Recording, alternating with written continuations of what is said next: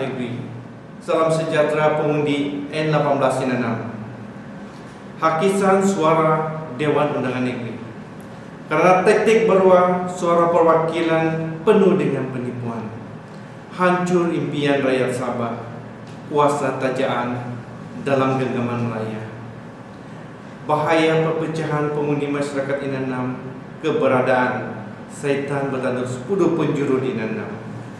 Inilah dominasi tajaan 73 kursi DUN dengan kuasa keuangan Melaya. Anak negeri tidak terburu-buru dengan mainan nombor. Kita tidak harapkan perpecahan. Anak negeri mengharapkan suara akar umbi diwakili dalam Dewan Undangan Negeri N18 Inanam.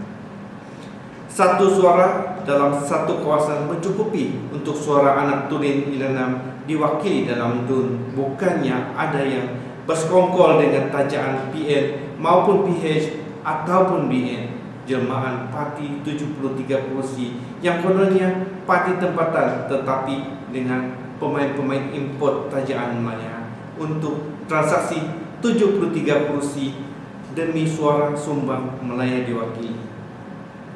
Manakah suara tudin akar umbi dalam DUN kedengaran?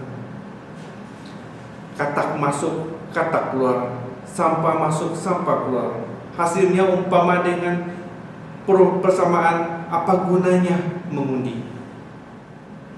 Soalan, apakah anak negeri dapat membentuk kerajaan negeri sekira perwakilan DUN Inanam dimenangi Parti Kerjasama Anak Negeri?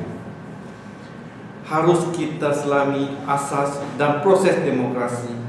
Inilah masanya proses pengundian Dewan Undangan Negeri, yaitu perwakilan DUN yang bakal kita tentukan. Anak negeri mengharapkan suara kebenaran dibudayakan dalam Dewan Undangan Negeri, tegas dan prihatin terhadap suara kedaulatan hak rakyat Borneo. Anak negeri menentang perwakilan suara sumbang, yang mana kepimpinan mereka terpengaruh beralih kepada sumbangan yang mana dijadikan kebiasaan di bawah naungan dan dimanipulasikan kuasa pemerintahan kerajaan pusat. PRN 16 ini adalah perwakilan suara rakyat undangan, suara perwakilan akar umbi masyarakat setempat, bukannya suara Dewan Rakyat diwakili oleh parti-parti suara kemelayaan yang mana berwa-berwa sentiasa terikat dan keputusan Dewan Undangan pula dipengaruhi oleh cengkaman kuasa persekutuan. Anak negeri mempunyai halat tuju yang tulus, bersikap cekal dan memperoleh ketetapan pada perjuangan. Perwakilan suara Dewan Undangan Negeri tidak harus diwakili oleh suara berunsurkan kemelayaan, seakan berani tapi takut-takut pada hakikatnya apabila menyusul pada tindakan melawan agenda kemelayaan. Apakah kita ini belum sedar? Seperti diketahui Anda, pemimpin-pemimpin wakil rakyat yang lalu hidup terpengaruh dengan ikatan kalung Melaya. Biar kita lawan dari dalam, kata mereka, seperti dialami sekian bertekad lama. Suara anak Sabah telah ditenggelami arus, rakyat pula dikerjakan di bawah cengkaman kuasa Melaya.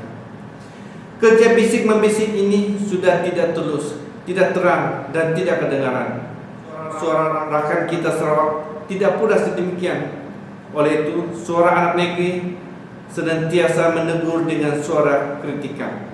Selaku penentu dalam mewakili kesatuan suara daulat Borneo, Sabah, Sarawak, segala halat tuju harus diterangkan secara tulus, bukan secara berbisik-bisik. Perjuangan kepimpinan generasi anak negeri, disinilah kita berganding semangat kesatuan hak suara Borneo bersama generasi anak-anak muda melawan arus. Bila sekian lama rakyat kita berhadapan dengan penipuan halus pemimpin-pemimpin lalu, akar umbi pula diketepikan dan dicabar. Harus kita fahami, umpama ikan menaiki daratan adalah demi meneraju kemajuan, maka ikan yang mengikuti arus adalah ikan yang lemah ataupun ikan yang seakan-akan hilang nyawa, tidak konsisten dengan apa yang perlu diperjuangkan. Apakah ini dimasukkan dengan pendirian mereka? Bisikan nyawa-nyawa ikan. Suara anak negeri harus diwakili dalam Dewan Undangan Negeri demi gabungan hak suara Bonyo diterajui kuasa daulat perlembagaan Sabah Sarawak. Anak negeri harapkan kemenangan. Ayo, bawalah kemenangan kepada pemimpin anak negeri sebagai pilihan anda dalam pilihan raya ini. Anak negeri bangkit. Anak negeri bangkit. Anak negeri bangkit. Terima kasih.